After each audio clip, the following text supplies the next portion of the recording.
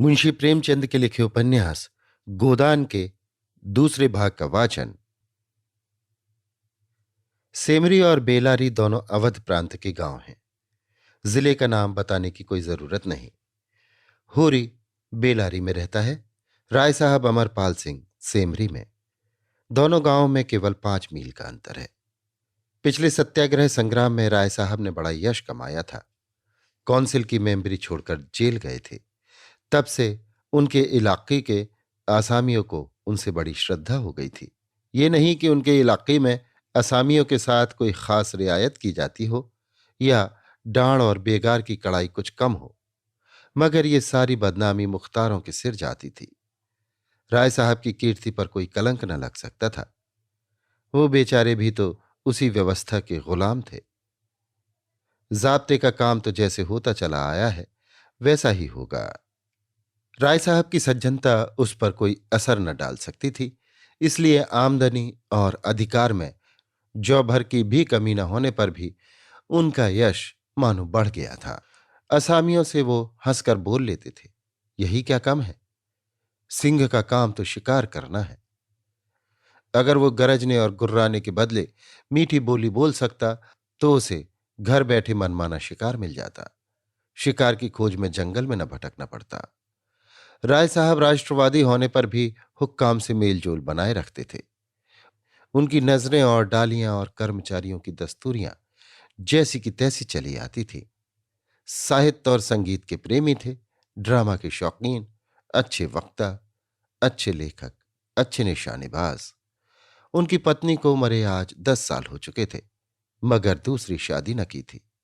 हंस बोलकर अपने विधुर जीवन को बहलाते रहते थे। होरी ड्योढ़ी पर पहुंचा तो देखा जेठ के दशहरे के अवसर पर होने वाले धनुष यज्ञ की बड़ी जोरों से तैयारियां हो रही हैं।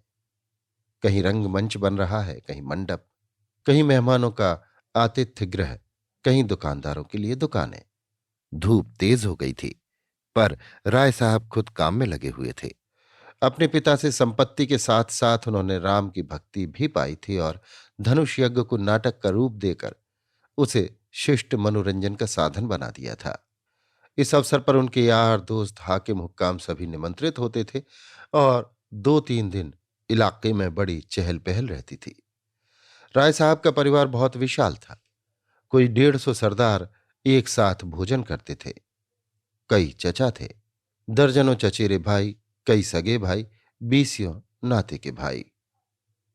एक चचा साहब राधा के अनन्य उपासक थे और बराबर वृंदावन में रहते थे। भक्ति रस के कितने ही कवित्र रच डाले थे और समय समय पर उन्हें छपवाकर दोस्तों को भेंट कर देते थे। एक दूसरे चचा थे जो राम के परम भक्त थे और फारसी भाषा में रामायण का अनुवाद कर रहे थे। रियासत से सबके वजीफे बंधे हुए थे, किसी को कोई काम करने की जरूरत न थी।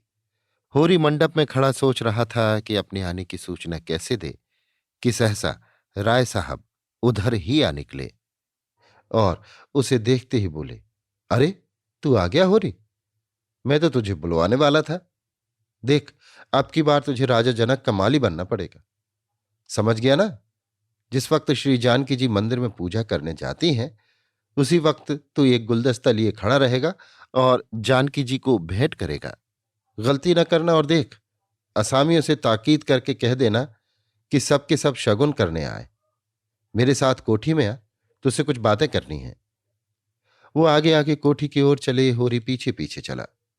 वहीं एक घने वृक्ष की छाया में एक कुर्सी पर बैठ गए और होरी को जमीन पर बैठने का इशारा करके बोले, समझ गया मैंने क्या कहा? कारकुन को तो जो कुछ करना है वो करेगा ही, लेकिन असामी जितने मन से असामी की बात सुनता है, कारकुन की नहीं सुनता। हमें इन्हीं 5-7 दिनों में 20,000 का प्रबंध करना है। कैसे होगा समझ में नहीं आता। तुम सोचते होगे मुझ टके के आदमी से मालिक क्यों अपना दुखड़ा ले बैठे? किससे अपने मन की कहूं?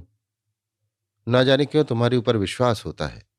इतना जानता हूं कि तुम मन में मुझ पर हंसोगे नहीं, और हंसो भी तो तुम्हारी हंसी मैं बर्दाश्त कर सकूंगा। नहीं सह सकता उनकी हंसी जो अपने बराबर के हैं, क्योंकि उनकी हंसी में ईर्ष्या, व्यंग और जलन है। और वे क्यों ना हंसेंगे?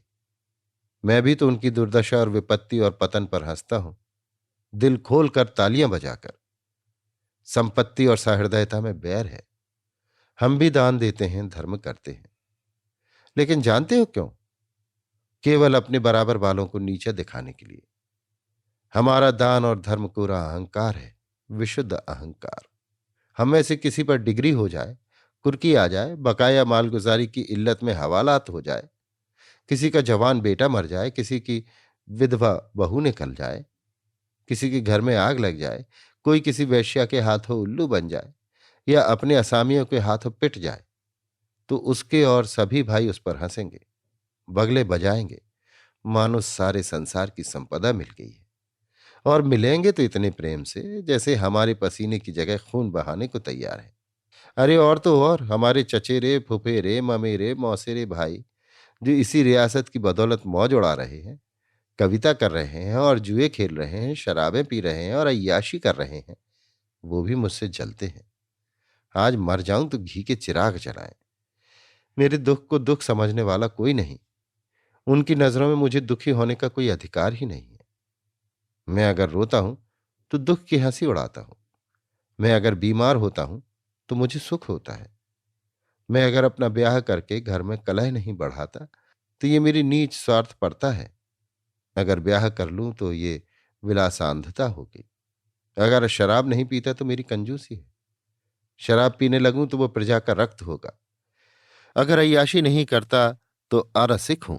अय्याशी करने लगूं तो फिर कहना ही क्या। इन लोगों ने मुझे भोग विलास में फंसाने के लिए कम चालें नहीं चली और अब तक चलते जाते हैं। उनकी यही इच्छा है कि मैं अंधा हो जाऊं और ये लोग मुझे लूट लें। और मेरा धर्म यह है कि सब कुछ देख कर भी कुछ न देखूं, सब कुछ जानकर भी गधा बना रहूं। राय साहब ने गाड़ी को आगे बढ़ाने के लिए 2 बीड़े पान खाए और होरी के मुंह की ओर ताकने लगे, जैसे उसके मनोभावों को पढ़ना चाहते हों।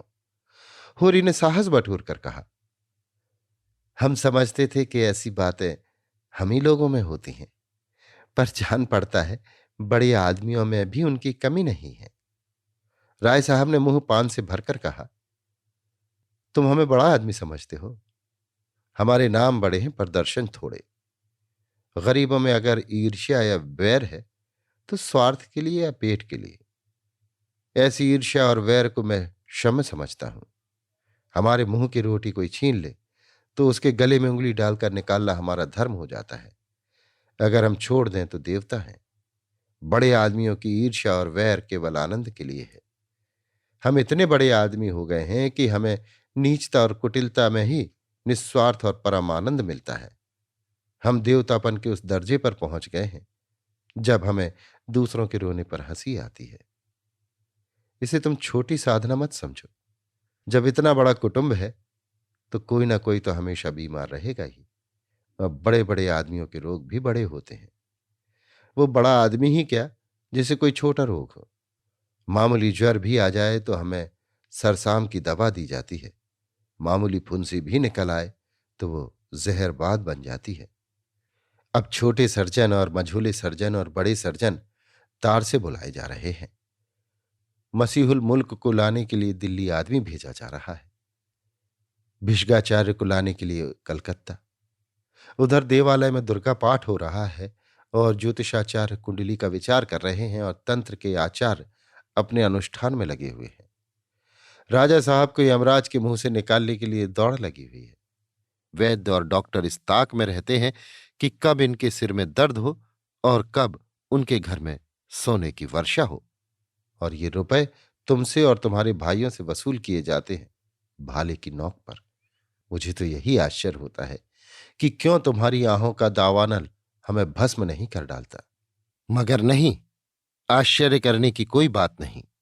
भस्म होने में तो बहुत देर नहीं लगती, वेदना भी थोड़ी ही देर की होती है। हम जौ जौ और अंगुल अंगुल और पौर पौर भस्म हो रहे हैं। उस हाहाकार से बचने के लिए हम पुलिस की, हुक्काम की, अदालत की, वकील की शरण लेते हैं और रूपवती स्त्री की भांति सभी के हाथों का खिलौना बनते हैं। दुनिया समझती है हम बड़े सुखी हैं। हमारे पास इलाके, महल, सवारियां, नौकर चाकर, कर्ज, वेश्याएं क्या नहीं है। लेकिन जिसकी आत्मा में बल नहीं, अभिमान नहीं, वो और चाहे कुछ हो, आदमी नहीं है। जिसे दुश्मन के भय के मारे रात को नींद ना आती हो, जिसके दुख पर सब हंसे और रोने वाला कोई ना हो, जिसकी चोटी दूसरों के पैरों के नीचे दबी हो, जो भोग विलास के नशे में अपने को बिल्कुल भूल गया हो, जो हुक्काम के तलवे चाटता हो और अपने अधीनों का खून चूसता हो, उसे मैं सुखी नहीं कहता। वो तो संसार का सबसे अभागा प्राणी है। साहब शिकार खेलने आए या दौरे पर, मेरा कर्तव्य है कि उनकी दुम के पीछे लगा रहूं। उनकी भौं पर शिकन पड़ी और हमारे प्राण सूखे। उन्हें प्रसन्न करने के लिए हम क्या नहीं करते, मगर वो पचड़ा सुनाने लगूं तो शायद तुम्हें विश्वास ना आए। डालियों और रिश्वतों तक तो खैर गनीमत है, हम सिजदे करने को भी तैयार रहते हैं। मुफ्तखोरी ने हमें अपंग बना दिया है। हमें अपने पुरुषार्थ पर लेश मात्र भी विश्वास नहीं। केवल अफसरों के सामने दुम हिला हिलाकर किसी तरह उनकी कृपा पात्र बने रहना और उनकी सहायता से अपनी प्रजा पर आतंक जमाना ही हमारा उद्यम है। पिछलग्गुओं की खुशामद ने हमें इतना अभिमानी और तुनक मिजाज बना दिया है कि हम में शील, विनय और सेवा का लोप हो गया है। मैं तो कभी कभी सोचता हूं कि अगर सरकार हमारे इलाके छीनकर हमें अपनी रोजी के लिए मेहनत करना सिखा दे तो हमारे साथ महान उपकार करे। और ये तो निश्चय है कि अब सरकार भी हमारी रक्षा न करेगी। हमसे अब उसका कोई स्वार्थ नहीं निकलता। लक्षण कह रहे हैं कि बहुत जल्द हमारे वर्ग की हस्ती मिट जाने वाली है। मैं उस दिन का स्वागत करने को तैयार बैठा हूं। ईश्वर वो दिन जल्द लाए। वो हमारे उद्धार का दिन होगा। हम परिस्थितियों के शिकार बने हुए हैं। ये परिस्थिति ही हमारा सर्वनाश कर रही है और जब तक संपत्ति की ये बेड़ी हमारे पैरों से न निकलेगी, जब तक ये अभिशाप हमारे सिर पर मंडराता रहेगा, हम मानवता का वो पद न पा सकेंगे जिस पर पहुंचना ही जीवन का अंतिम लक्ष्य है। राय साहब ने फिर गिलौरी दान निकाला और कई गिलौरियां निकालकर मुंह में भर ली। कुछ और कहने वाले थे कि एक चपरासी ने आकर कहा, सरकार, बेगारों ने काम करने से इनकार कर दिया है।